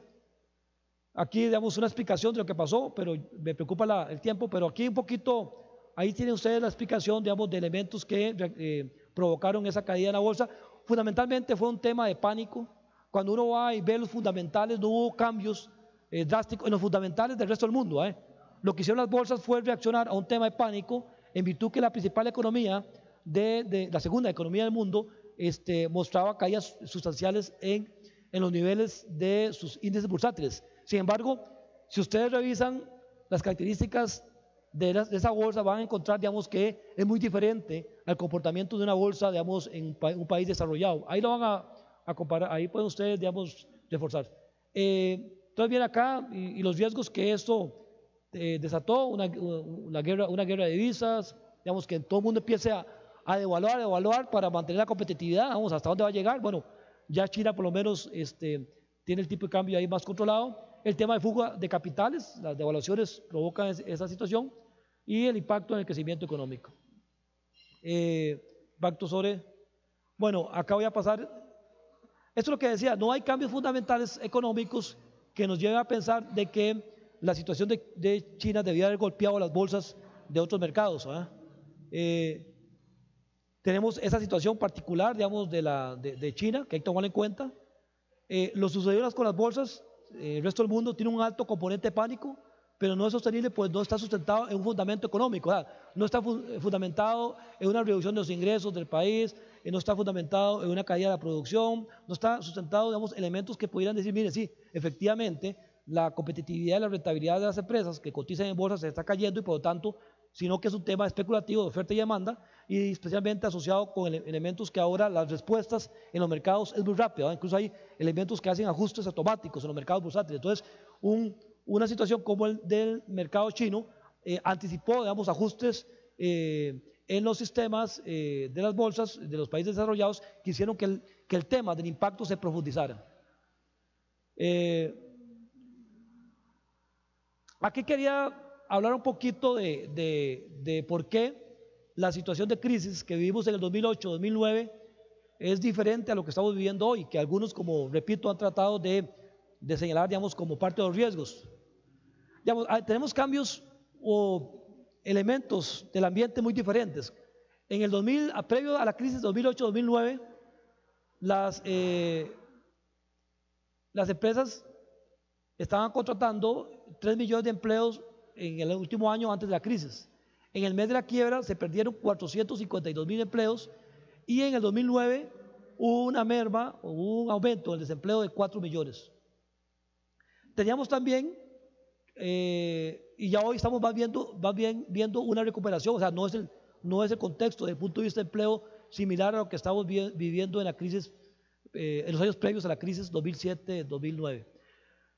También tenemos una recuperación en el precio de las viviendas. Las casas y no las acciones son las mayores inversiones de los gringos, o sea, no solo por el lado de las acciones, sino por las casas. Y el valor de las casas del 2008 había retrocedido casi un 10%, situación que hoy es diferente. Hoy se están apreciando las viviendas en Estados Unidos. Tenemos un mejor crecimiento de Estados Unidos. En el segundo trimestre de este año creció 3.7. En el año 2008 había caído menos 0.3 y en el 2009 menos 2.8%, completamente diferente. Teníamos que previo a la crisis el barril del petróleo estaba en $145 el barril. Hoy estamos en 50, o sea, muy diferente. Y entonces incluso aquí tenemos algunos indicadores que muestran eso, digamos, de por qué consideramos que la crisis que se dio en China es muy diferente a los elementos que estaban presentes en el 2007-2008. La relación de la inflación y el precio del petróleo. Bueno, voy a pasar esto que ya hemos hablado de la parte para en media hora hablar sobre las implicaciones de Costa Rica, de todos estos que hemos comentado. ¿Ok? Tenemos primero un impacto sobre el crecimiento, especialmente por el lado de la demanda externa. Por el lado, uno de los componentes que arrastra el crecimiento de la economía es la demanda externa. Si tenemos una economía que esté creciendo poco, pues eso tiene impacto sobre el crecimiento de la economía. Pero además, esa situación de un menor crecimiento en la economía afecta la capacidad de generar nuevas fuentes de empleo. Recordemos que tenemos 232,000 trabajadores sin empleo en este momento en el país, y además tiene una consecuencia sobre el déficit fiscal que ya de por sí es serio. Con una economía que crece menos o que no crece, genera menos ingresos y por lo tanto la renta que genera es menor. Y si por el lado del gasto el gobierno no está haciendo mucho, pues entonces eso lo que va a hacer es que va a ampliar la brecha fiscal, haciendo que la situación sea mucho más crítica. Desde el punto de vista de la inflación importada, y tenemos precios, una inflación internacional muy baja, eso va a ayudar que por algunos meses más tengamos inflaciones bajas, tal vez no con variación negativa, pero sí bajas. Me parece que alejadas del piso que ha definido como meta de inflación el Banco Central, que es del 3%. Recuerden que la meta de inflación es 4 como punto central más menos 1%. Tenemos un tema de apreciación del colón. Eso tiene también consecuencias desde el punto de vista del crecimiento económico. Tenemos una pérdida de competitividad. El país se hace relativamente más caro. Si ustedes ven, por ejemplo, ir a Panamá ahora va uno con hotel pago, 3 noches, desayuno y boleto de avión y de vuelta como por $200, $250. ¿Han visto las promociones? Ojalá que esté cuando juguemos allá el 17 de noviembre, cuando juegue Panamá, Costa Rica. Pero y Costa Rica es un destino caro. Y todavía si tenemos un colón que se está fortaleciendo, perdón, todavía se hace más caro. Igual, digamos, afecta la producción de bienes, incidiendo sobre la generación de crecimiento y la generación de empleo. Hay una mejora en los términos de intercambio, provocado fundamentalmente por la situación de los precios internacionales, y eso tiene un efecto favorable sobre el ingreso real de las familias. La tenemos más disponible. O sea, hoy, digamos, una canasta de bienes que compramos hace un año, ahora nos cuesta un 0.8% menos. Tenemos tasas de interés que todavía tienen espacio para bajar, pero que ya, dependiendo de lo que pase en los mercados internacionales y también dependiendo de cómo se vaya a financiar el déficit fiscal el año entrante, que por lo que llevamos del año no vemos efectos significativos sobre el tema de la presión en el mercado financiero por parte del gobierno central, fundamentalmente porque está haciendo uso de los cerobonos que colocó en el mes de abril, y además, digamos, hay un exceso de liquidez en la economía que se había generado a partir de agosto del 2014. Otro elemento importante es, tenemos una reducción del déficit comercial, la diferencia entre exportaciones e importaciones. Si bien tanto las importaciones como las exportaciones están cayendo, lo cierto es que las importaciones están cayendo más que las exportaciones, y eso hace que la brecha comercial sea menor, y eso hace que requiramos de menos flujos del exterior, aquí es interno, menor necesidad de ahorro externo para poder atender nuestros faltantes en la cuenta en la base de pagos. Algunos elementos, vemos, este es el crecimiento interanual del IMAE, que es una aproximación de corto plazo del comportamiento de la economía. Vea cómo veníamos cayendo, aquí alcanzó un valle y hay un punto de inflexión en donde empieza ligeramente a subir, pero sin embargo la tasa, el Banco Central la revisó en la revisión del programa macroeconómico, la ubicó en 2.8% para este año, pero bueno, si la vemos desde acá, anda como alrededor de un 2%. Yo creo que va a estar más pegada al 2% que al 2.8%.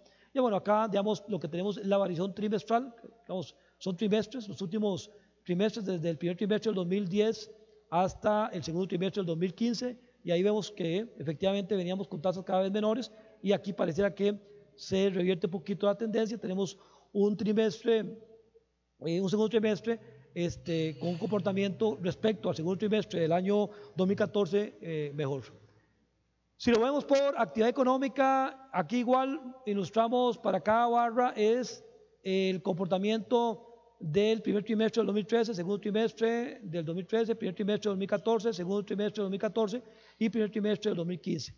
Como vemos acá, la agricultura es el sector que viene cayendo de manera significativa, y la industria en este primer trimestre del 2015, que también se refuerza en el segundo trimestre del 2015, es la que cae. Mientras que otros sectores, construcción, vea cómo crece, comercio, que se ubica ahí con ligera tendencia, pero alrededor, digamos, de un promedio de un 2,5%, transporte y comunicaciones, servicios financieros, que había crecido muy fuerte, pero sin embargo tiene una tasa cercana al 5%, servicios prestados a otras empresas, que es muy importante esta parte, que lo ubica alrededor de un crecimiento de un 4%, aunque ha venido cayendo, y servicios sociales y personales, que eso es más la parte, digamos, de la parte pública. Pero en términos generales lo que observamos es un comportamiento de la producción con ligera tendencia a recuperarse, algunos sectores con problemas desde el punto de vista de crecimiento. En el caso de la agricultura afectada por temas climáticos, especialmente afectó la producción de piña, banano, flores y arroz, que hace que incida fuertemente en el comportamiento del sector. Y en el caso de la industria, pues si bien ya se ha venido diluyendo, tenemos el efecto Intel, que todavía está, digamos, teniendo ahí una resaca sobre los indicadores agregados de crecimiento de la economía. Decíamos que el crecimiento que hemos tenido en los últimos años ha estado más inyectada o arrastrado por el crecimiento de la demanda interna, que es la línea verde. Esta es la variación interanual en términos reales de la demanda. Vea que como la demanda interna, el gasto de los hogares, quizás influenciado un poco por la mejora del ingreso real producto de la mejora de los términos de intercambio, vamos, fundamentalmente de la caída del precio del petróleo y el impacto que eso tiene en el poder adquisitivo. Al tener un ingreso real mayor, pues genera un efecto sobre la demanda. Pero vemos que por el lado de exportaciones tenemos serios efectos negativos, en donde las exportaciones están cayendo en términos interanuales reales en un 10%. Igual, digamos, observamos desde el punto de vista de las importaciones. Entonces, bueno, aquí la esperanza que existe es que especialmente lo que estamos observando en Estados Unidos, en donde hay una mejoría, ligera mejoría, pudiera revertir un poquito esa tendencia. Pero sin embargo ahí tenemos la presión de que tenemos un tipo de cambio apreciado que le está restando mucha competitividad a nuestras exportaciones. Aquí vemos igual. Bueno, el tema de exportación de servicios, ahí sí tenemos un crecimiento importante. Aquí está graficado turismo, servicios empresariales e informáticos y resto de servicios. La parte de servicios ha sido un elemento muy favorable. Yo creo que digamos, todo el tema de los call centers, de los outsourcing para manejar costos, centralizado, por ejemplo, en el caso de Procter & Gamble, etcétera. Pero vea que el crecimiento en los últimos trimestres es positivo. Bueno, acá, digamos, vemos un poco también el tema de las exportaciones, pero acá lo que quería ilustrar es cómo la situación de la reducción de la factura petrolera, especialmente, ha implicado una reducción en la cuenta corriente, de la balanza de pagos, que está graficada, vamos, es ahora menos negativa, ¿eh? Esto es acumulado en los semestres de cada año, y vemos cómo hay una reducción importante en la cuenta corriente de nuestra balanza de pagos, producto a la mejoría de los términos de intercambio. Bueno, igual, digamos, el comportamiento de la inversión extranjera directa, igual valorado en función de los trimestres acumulados. Ahí tenemos inversión extranjera directa, que es la línea verde. Vea que a nivel de semestres se ha mantenido relativamente estable, es decir, pareciera que no estamos teniendo ahí un efecto, si bien se han ido algunas, han venido otras y el efecto neto es favorable. Y tenemos acá otros movimientos de capital. El tema del déficit fiscal, bueno, es un tema que la otra vez comentábamos, preocupa mucho el resultado primario. El resultado primario es excluyendo el pago de intereses, y vea cómo el resultado primario ha crecido de enero a agosto de este año respecto a enero a agosto del 2014 un 8.1%, o sea, hay que buscar plata para financiar eso. Sin embargo, decía que la situación del déficit fiscal todavía no ha tenido impacto sobre las tasas de interés. Bueno, primero porque tenemos un exceso de liquidez en la economía, el crédito no está subiendo, el crédito no está aumentando, así que los bancos estamos llenos de liquidez, estamos con exceso de liquidez, especialmente colones. Y decía que el gobierno está utilizando los bonos, los cerobonos que colocó en el mes de abril para financiar su déficit fiscal, y además la baja inflación también pues hace que los rendimientos sean más bajos.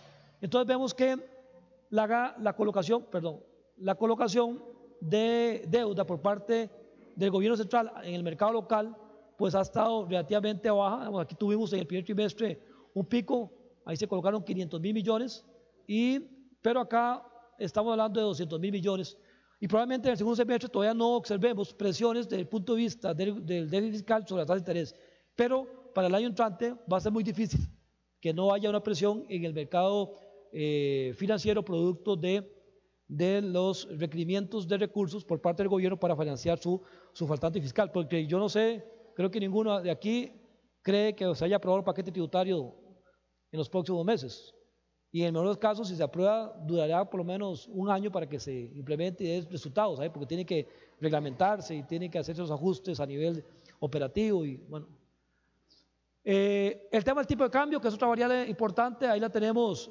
Un tipo de cambio, aquí lo graficamos desde enero del 2014 hasta agosto, y vemos un tipo de cambio que más bien tiende a apreciarse ligeramente, un poquito, y recordemos que habíamos iniciado el año 2014 con un tipo de cambio que estaba alrededor de los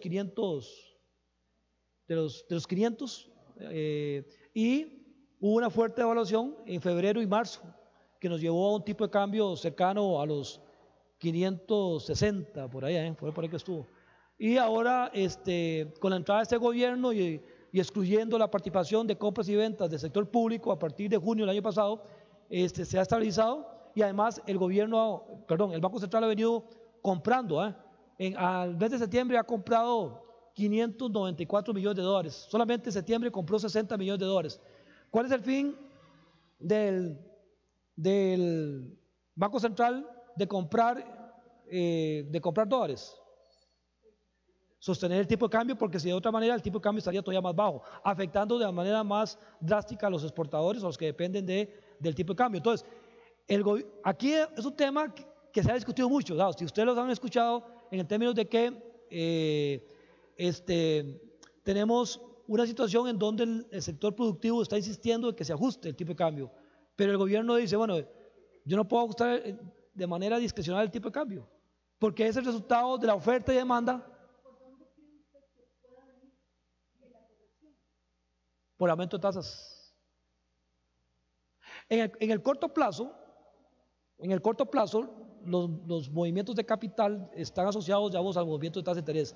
Si la expectativa es un ajuste de tasa de interés, eso podría reducir el flujo de ingresos de divisas al país, y eso estaría presionando para que el mercado cambiario se ajuste hacia el alza, porque habría menos oferta.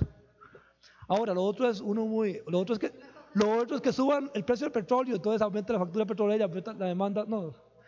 Es decir, aquí hay temas, cuando uno ve el tema del mercado cambiario, tiene que separar elementos de tipo coyuntural de elementos de tipo estructural. Los elementos de tipo estructural tienen que ver fundamentalmente con la competitividad país y está asociado fundamentalmente a elementos y ya de más largo plazo, vamos, que tiene que ver con la calidad de los recursos, la infraestructura, etcétera, distribución de costos. En el corto plazo, coyunturalmente, los flujos se mueven en función de las variaciones de las tasas de interés. Lo que pasa es que hemos tenido unas tasas de interés muy bajas y muy estables. Entonces, por eso es que tenemos ese exceso de oferta acá. Tenemos también un beneficio por el lado de la cuenta corriente, por el tema de lo que ya comentaba, de los precios de los commodities. Y entonces ahí nos ha dado una holgura. También tuvimos la emisión de los eurobonos, que generó 4.000 millones más. Entonces hay una serie de elementos que hacen que tengamos una oferta de dólares holgada y una demanda, digamos, relativamente estable. O sea, no hay presiones para aumentar la demanda, o sea, no hay que hacer pagos importantes, digamos, de préstamos que se vayan. Después, igual, digamos, muchos agentes económicos se están financiando, eso no lo comenté, pero muchos agentes económicos se están financiando. No solamente el gobierno se financia de deuda externa, sino también otras sociedades, bancos, etcétera. Entonces hay un ingreso de préstamos porque las tasas de interés están muy bajas. Uno va, digamos, y consigue financiamiento a LIBOR más 2, más 3. Es decir, entonces, bueno, los bancos.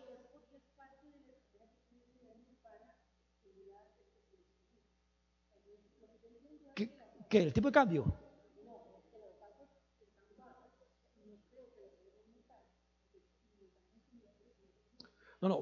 En el caso de una economía de mercado como la nuestra, si bien, digamos, se pueden aplicar algunas políticas discrecionales, como la directriz que le emitió el gobierno al Banco Nacional para que baje las tasas de interés, lo cierto es que al final hay un tema de demanda y oferta de fondos prestables. En este momento las tasas están bajas porque no hay demanda de crédito. Las tasas están bajas porque el gobierno no ha tenido que ir al mercado interno para financiarse. O sea, y las tasas están bajas porque el tipo de cambio está apreciado. Si el tipo de cambio empezara a devaluarse más allá, tenemos que ajustar las tasas de interés para equilibrar los flujos de capital y no hacer que el tipo de cambio se evalúe más. Y el otro elemento que hace que las tasas de interés estén bajas es porque tenemos, incluso bajas relativamente en términos nominales, pero en términos reales son muy altas, porque tenemos una variación negativa en los precios. Entonces, cuando yo descuento eso, a la tasa, a mí me da una tasa de interés real muy alta. Hoy tenemos una tasa de interés alta. O sea, que si uno compara la tasa de interés en los mercados internacionales y saca el margen de intermediación, anda alrededor de 2%, 1%, 1,5%. El margen de intermediación acá, lo vamos a ver más adelante, anda alrededor de 7% en colones. Y en dólares anda como en 5%. Pero no es cierto. O sea, es decir, es una coyuntura que está, digamos, y extraña, porque si tenemos tasas de interés bajas, y eso no solamente pasa en Costa Rica, sino también en el mundo, tenemos tasas históricamente bajas, muy bajas, y además por mucho tiempo, y sin embargo la economía no se reactiva. Es decir, porque uno esperaría que, si la tasa está baja, proyectos que no eran rentables, con tasas de interés más altas, se hagan rentables con ese costo financiero, y entonces se materialicen esos proyectos, se genere un efecto multiplicador, generación de empleo, etc. Y hoy no está pasando eso. ¿Y hoy por qué no pasa eso? Por un tema de expectativas. Y yo creo que ustedes mismos, cuando valoran, digamos, y si ustedes tuvieran un proyecto, dicen, bueno, pero ¿qué va a pasar con esta economía? O sea, el gobierno me da señales claras para hacia dónde va. O sea, no existe claridad. Tenemos un incremento del riesgo país. Tenemos expectativas de ajuste de tasas en los mercados internacionales. Tenemos economías vecinas que se están devaluando y nosotros nos estamos apreciando. Digamos, no suma. Cuando uno suma, no suma. No es congruente, no es consistente. Pero las tasas de interés hoy están bajas por un tema estrictamente coyuntural. Que las tasas de interés van a subir, van a subir. Ahora, ¿cuándo? Yo creía que para el primer trimestre del 2016. Todavía lo que resta, pero ya que el gobierno, bueno, ahí lo que está hablando es que puede conseguir algunos préstamos de China, porque ya... sí, claro, eso sería, recordemos, eso sería un componente más de la oferta, entonces eso todavía haría que el tipo de cambio se mantenga ahí. Ok, bueno, vamos terminando porque, para no atrasarlos, bueno, el tema, el Banco Central ha venido incrementando las reservas, es las ventas netas, digamos, y la variación del tipo de cambio. Las ventas netas, cuando las ventas netas son negativas, es que son compras, Entonces aquí vemos momentos que tuvo que vender, el efecto de los resultados de las operaciones fueron ventas positivas, aquí las compras fueron mayores, pero podemos observar que en la mayoría del proceso, aquí estamos graficando diciembre 14 a 26 de septiembre 2015, y entonces vemos cómo realmente ha habido un incremento de las compras del Banco Central, fortaleciendo las reservas que hoy estamos por encima de los 8 mil millones de dólares. Hace 2 años estábamos en 5 mil millones. O sea, en cuestiones de 2 años hemos incrementado un 60% las reservas monetarias. En eso, por eso que decimos que estamos relativamente más blindados para enfrentar shocks externos, como puede hacer ajustes de tasa de interés o incremento de los precios de las materias primas. Estamos en mejor posición ahora, y en general, digamos, eso lo observa uno a nivel del mundo, en esa parte.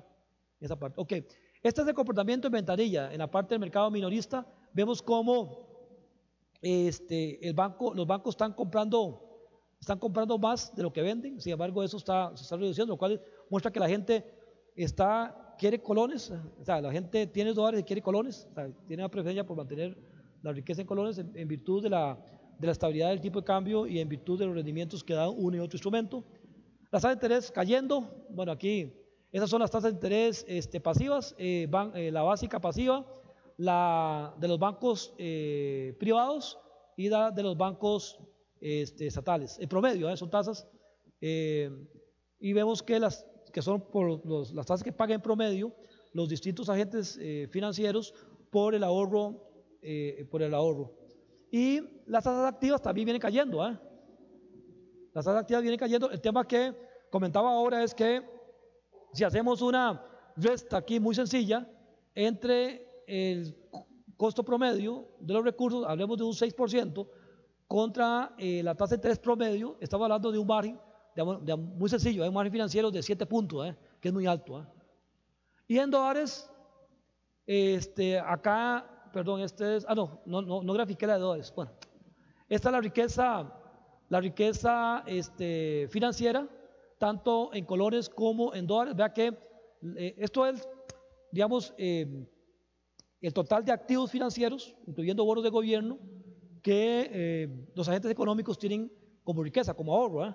Entonces vemos que en el caso de moneda extranjera venía creciendo fuertemente esa proporción, esa variación, y ahora está prácticamente teniendo un estancamiento, es decir, no ha crecido en el último año, mientras que en colones sí hay un ligero incremento. Y ya hablábamos que no hay, o sea, el crédito está creciendo en términos anuales la mitad de lo que venía creciendo hace un año. Hace un año, a esta misma fecha, en términos interanuales, el crédito venía creciendo al 20%, a tasas de 20%. Hoy estamos creciendo por debajo del 10%. Entonces, de nuevo, la cuestión es, si hay tasas de interés bajas, hay tipo de cambio estable, hay inflación baja, ¿y por qué no se reactiva el crédito y los proyectos? Porque por un tema de expectativas. La gente no tiene claro lo que pueda pasar, digamos, en el tiempo, y entonces no va a arriesgar. Hay más incertidumbre sobre lo que pueda pasar en los mercados. Y esta la inflación, bueno, que ya, este es del boletín del INEC, tenemos una variación en los primeros 9 meses del año de 0.70 negativo. O sea, si yo tengo hace un año compraba una canasta con 100,000 colones, hoy esa misma canasta la compro con 99,000, ¿sería? 300. Mucho menos. Y desde el punto de vista interanual, tenemos una variación negativa de 0.86. Hace un año, la variación interanual en septiembre era de 5%. Todavía era 5%. Entonces, 5% con una tasa de interés del 6%, lo que me daba una tasa real de 1%. Hoy tengo una tasa de captación alrededor del 6% con una inflación interanual del 0,86, lo que me lleva a una tasa real no de 1% como tenía hace un año, sino de 7% casi. Entonces, el tema también de ese elemento cuenta. Y bueno, el tema de los rendimientos de los bonos de Costa Rica, que no ha variado mucho, pero podrían tener un ajuste dependiendo aún mayor. Han venido, vamos, cayendo los precios porque hay un mayor riesgo, dada la situación fiscal que tiene el gobierno, y entonces eso implica que si va a financiarse en el exterior, si es, probablemente no, si no requiere aprobación de la Asamblea Legislativa para financiarse en el exterior, ya sea un préstamo o colocar más bonos, el mercado le va a cobrar más, o sea, va a salir más caro al gobierno financiarse, dadas las condiciones internas del país. Ah, sí, claro. Bueno, eso es lo que quería compartirles sobre sobre la economía mundial y sus implicaciones, a grosso modo, sobre la economía costarricense. No sé si hay preguntas, comentarios sobre lo que he comentado o aspectos adicionales que ustedes consideran que podrían profundizarse o aclararse. Sí, señor. La demanda interna está aumentando, sí, efectivamente. Tenemos realmente lo que ha activado el crecimiento de la economía este es el verde.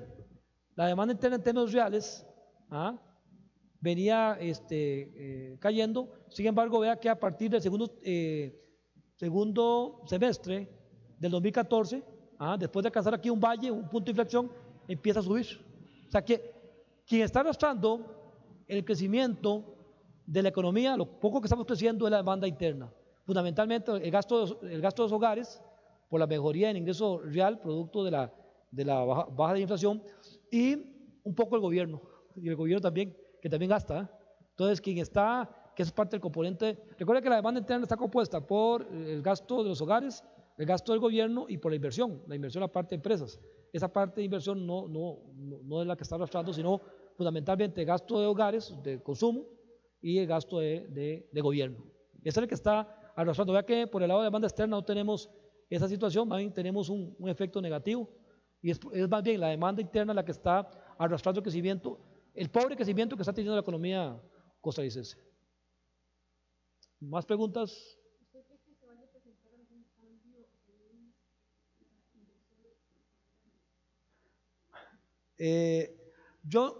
Vamos a ver, acá igual hay que verlo de dos puntos de vista. La que ya está instalada, la que ya, digamos, hizo sus análisis para venirse instalada acá, y la otra es los nuevos flujos.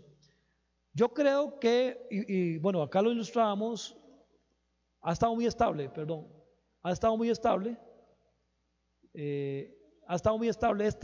Este verde de la inversión extranjera directa, vea que son los acumulados en cada semestre. Por ejemplo, en el primer semestre del 2011 habíamos generado 1.000 millones de inversión extranjera directa. En el segundo semestre del 2012 eso bajó como a 700. En el primer semestre del 2015 generamos 910 millones. Entonces yo te decía que acá yo no visualizo, digamos, que lo que ya está instalado, a menos de que haya una situación, digamos, crítica, digamos, con los mercados que atienden esas inversiones, pero no creo, especialmente porque mucho de la inversión que viene es de servicios. Entonces, independientemente, digamos, por ejemplo, en el tema de proteína acá, si hay una disminución en la producción en Brasil, digamos, creo que Argentina, que produce las toallas, esa cuestión, digamos, si cae allá, ellos siempre va a quedar un tamaño allá y siempre va a estar acá el servicio ese que ellos dan de outsourcing, de gestión de costos. Entonces uno diría que no. Ahora, la pregunta es con las nuevas inversiones. Que las nuevas inversiones van a estar influenciadas por dos aspectos. Uno, por la dinámica, las expectativas de crecimiento mundial. Y dos, por las condiciones que da Costa Rica. Y bueno, y Costa Rica creo que existe un deterioro importante en el tema de infraestructura. Ustedes, bueno, hace poquito se publicó el índice de competitividad y estamos muy mal. Y creo que otro elemento que no se le ha prestado mucha atención y que otros países vecinos han venido cerrando la brecha es el tema de la preparación del recurso humano. Tema, digamos, no tenemos Para la demanda que requieren esta inversión extranjera, del perfil de recursos humanos no estamos alcanzando. Digamos, que sea trilingüe, que maneje, digamos, la parte informática, digamos, el mercado no está dando abasto. Entonces, yo creo que por ahí podríamos tener algún tipo de incidencia. Ahora, en el tema de flujos, también hay que tomar en cuenta los flujos de corto plazo, ¿eh? Pero los flujos de corto plazo, como decía, responden más a variaciones de tasa de interés y al riesgo. Pero pasa que igual tenemos un incremento del riesgo país por una situación que no es clara de cómo se va a resolver el déficit fiscal y además las expectativas de ajuste en los rendimientos de mercados avanzados, que eso podría hacer que la gente, que los inversores digan, no, mire, mejor o no sigo llevando recursos a Costa Rica o empiezo a sacarlos. Sin embargo, ese escenario todavía tenemos mucha holgura, por las reservas monetarias que tenemos. El Banco Central podría perder reservas monetarias tratando de defender que el tipo de cambio no suba mucho. Sin embargo, yo creo que en este momento, o sea, ellos, acuérdense que con el nuevo esquema, ellos eliminaron las bandas, la Junta Directiva del Banco Central, y definió internamente una banda que ellos manejan, digamos. Ellos dicen, bueno, el tipo de cambio tiene que estar dentro de ciertos rangos, siempre y cuando no afecte la tendencia a largo plazo del tipo de cambio. Digamos, hay un comportamiento que responde a temas de competitividad, a temas estructurales, digamos, tipo de cambio. Hoy tenemos una apreciación real del tipo de cambio superior al 30%. Y todavía probablemente debe estar subiendo si tomamos en cuenta que las economías se están devaluando, la mayoría de economías, el dólar se está apreciando y nosotros estamos apreciando el colón. Entonces, como me imagino que esa brecha todavía es mayor.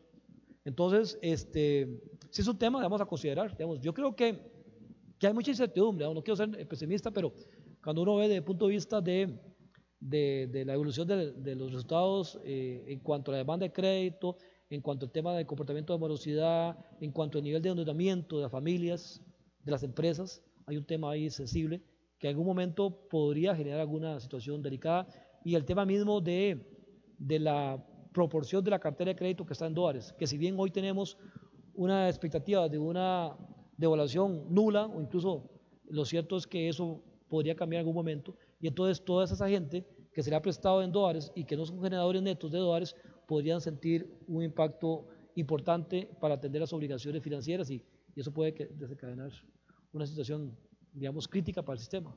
¿Alguna otra pregunta? Sí, la tasa básica, bueno, esta semana ligeramente subió de 6.45 a 6.50. Yo veo espacio para que la tasa básica todavía baje más, y especialmente porque los bancos estamos llenos de mucha liquidez, entonces, y no estamos colocando, y entonces cada vez vamos a empezar a reducir más las tasas que pagamos por los depósitos, y eso finalmente va a repercutir en el cálculo del indicador. Pero eso lo estaría viendo en el resto del año, y probablemente algunas semanas del año 2016. Pero por los factores que comenté, la tasa básica si no el primer trimestre del año 2016, el segundo trimestre, uno esperaría, digamos, algún repunte, especialmente si la Reserva Federal hace un ajuste de las tasas, y por otro lado, el tema de si el gobierno requiere ir al mercado local para poder financiar el déficit fiscal. Entonces ahí va a demandar, y si hay una reactivación de la demanda de crédito, entonces va a haber una competencia, hay un estrujamiento, una competencia por los recursos entre el gobierno y el sector privado por esos recursos, y eso va a hacer que presione la tasa de interés. Entonces, pero yo diría que en lo que resta del año podríamos esperar ajustes adicionales, no muy fuertes, pero ajustes que estén por encima del 6%, pero por debajo del 6,5%.